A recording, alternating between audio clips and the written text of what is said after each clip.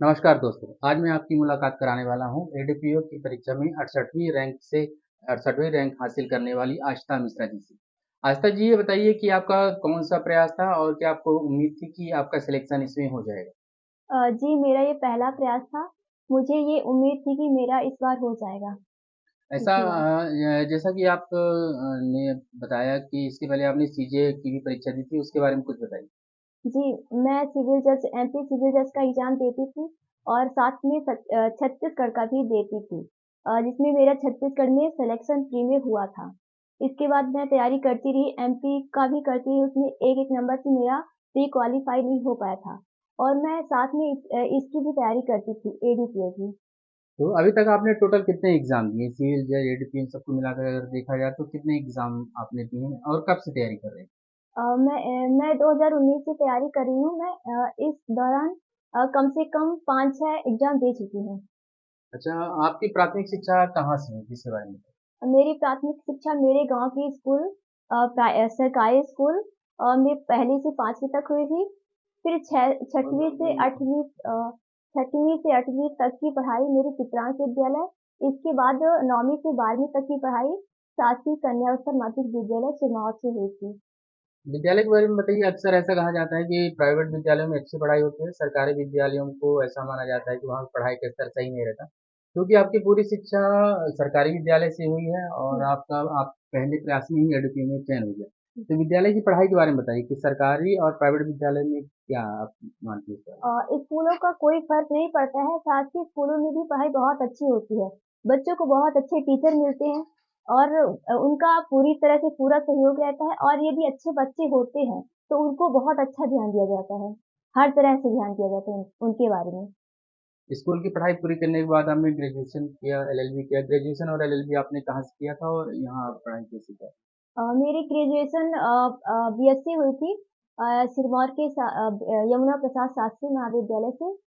इसके बाद फिर एलएलबी शासकीय डिग्री महाविद्यालय रीवा से हुई थी। तो जैसे कि आपको सिरमौर से रीवा जाना पड़ता था एलएलबी की पढ़ाई के लिए, जी। ये तकरीबन 40 किलोमीटर के आसपास है। तो आने-जाने में क्या किस प्रकार की परेशानी होती थी या कैसे मैनेज करती थी? मैं बस के द्वारा ही जाती थी। हाँ, थोड़ा टाइम ज़रूर लगता था लेकिन मुझे ज़्यादा बस वाले जो भी होते थे बहुत अच्छा उनका बर्ताव होता था। अच्छा, आपको ये न्यायिक क्षेत्र में जाना है, इसकी प्रेरणा आपको कहाँ से मिली? मेरे पिताजी वकालत करते हैं सिरमौर कोर्ट में, तो मुझे उन्हीं से मिली है इसकी प्रेरणा। मतलब पिताजी यहाँ कोर्ट में थे और यहाँ घर में भी उसका वो अध्ययन करते जी, रहते हैं, तो इससे आपको वहाँ से प्रेरणा मिली। जी, जी। तकरीबन 2019 से आप तैयारी कर रही हैं, तो इसके लिए आपने कोई कोचिंग वगैरह ली थी या सेल्फ स्टडी करती थी? अपने पढ़ाई की तैयारी के बारे में बताइए। मैं एलएलबी के दौरान ही इसकी तैयारी कर ली थी। इसके बाद जैसे ही एलएलबी कंप्लीट हुई, मैं सीएसपी पांडे सर के यहाँ 1 साल कोचिंग ली थी। कोरोना के बाद फिर वहाँ नहीं जा पाती थी। इसके बाद फिर 2021 में जब इसकी वैकेंसी आई एडीपीओ की, तो सर नित्यानंद सर की coaching pre legal mission education के नाम से चलती है। इसमें सचिन सर, उत्तम द्विवेदी सर पढ़ाते थे। उनका बहुत योगदान था। तो जैसे एसपी पांडे सर काफ़ी नाम है इनका जी। और नित्यानंद जी का भी काफ़ी नाम है। तो वो तो यहाँ जैसे आपको कोचिंग फीस वगैरह भी वो था कि केवल नॉर्मली? नॉर्मल था। यहाँ पे सर के यहाँ पांडे सर के यहाँ जाते थे। यदि आपकी इच्छा है तो आप दे सकते हैं, अगर स्वेच्छा से दे सकते हैं। अच्छा, ये और बताइए कि आप जैसे ये आपके इसमें सिलेक्शन हो गया है, आप सीजी की तैयारी कर रही थी, आप बनना क्या चाहती थी? एडुकी की सिविल जज? जब मैं एलएलबी करती थी तो मुझे लगता था पहले मैं एडीपीओ बन जाऊँ। हुँ। हाँ, मेन सिविल जज लेकिन ये था कि पहले एडीपीओ बन जाऊँ इसके बाद फिर सिविल जज कर लूँगी।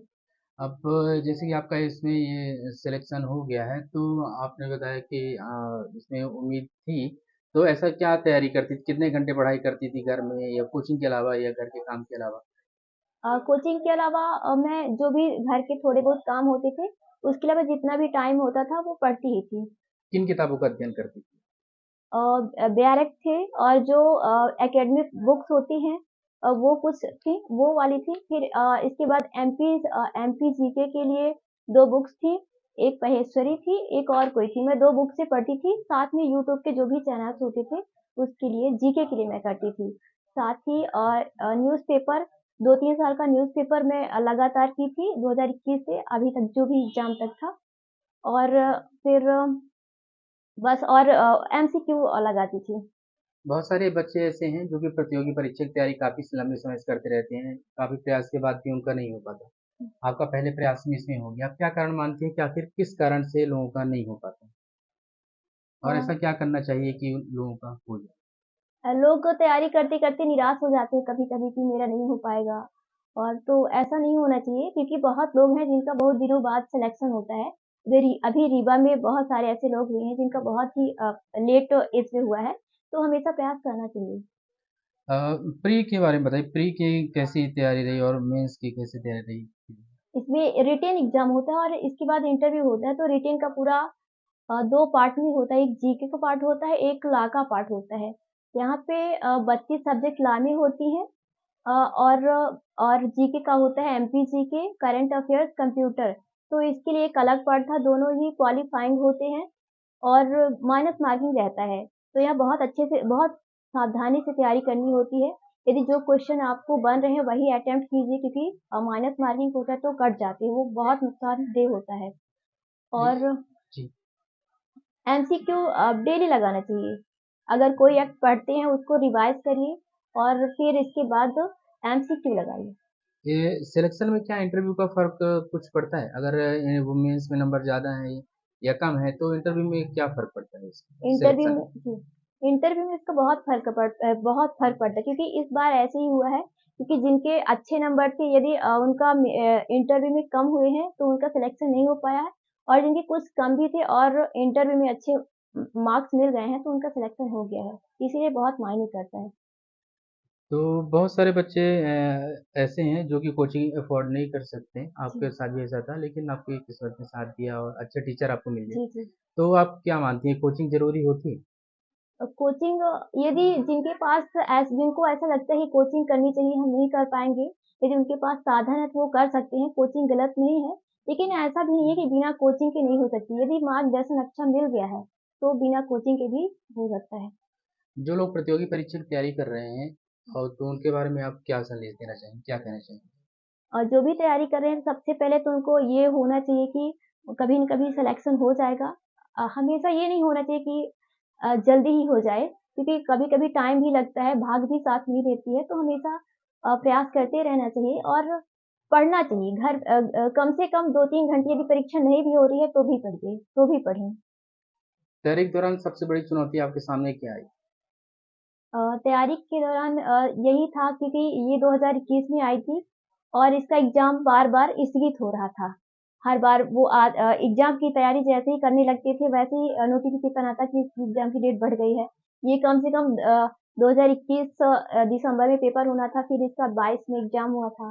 फिर ऐसे ही इंटरव्यू का भी हुआ, उसका भी 2022 में ही हो जाना था मतलब तो उसका फिर 24 में हुआ।